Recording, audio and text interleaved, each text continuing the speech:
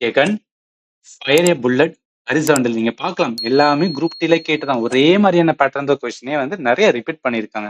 ஏன்னா நிறைய ஷெஃப்ல நடந்ததுனால வேற வழி கிடையாது, உங்க கான்செப்டே எடுத்துதான் ஆகணும். அதனால ஒரே பேட்டர்ன் ஆஃப் த கொஸ்டின்ஸ் வந்து நல்லாவே ரிப்பீட் ஆகும்.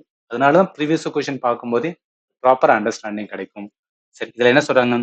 கன் fire a bullet horizontally, the following statement is correct. ஒரு துக்கா சாரி ஒரு துப்பாக்கி குண்டை கிடைமட்டமாக சுடுகிறது. ஒரு துப்பாக்கி குண்டு வந்து கிடைமட்டமாக சுடுகிறது. கீழ்கண்டவற்றில் சரியான கூற்று வந்து எதுன்னு கேட்கிறாங்க. ஒரு இது வந்து துப்பாக்கி குண்டு கிடைமட்டமா போகுதுன்னு வச்சுக்கலாம். நார்மலா அப்படித்தானே போகுது, ஹரிசாண்டல்ல தானே வந்து நம்ம சுடும்போது ஹரிசாண்டல் தான் வச்சு சொல்றோம். அதுல எந்த ஸ்டேட்மெண்ட் பாருங்க.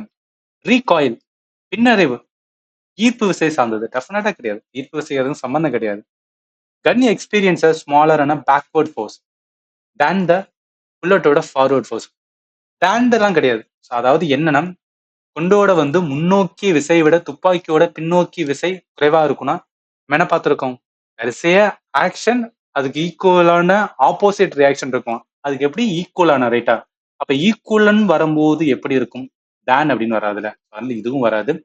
Bullet exert no force on the gun, அப்படிலாம் கிடையாது. ஃபோர்ஸ் ஆக்ட் ஆகும்.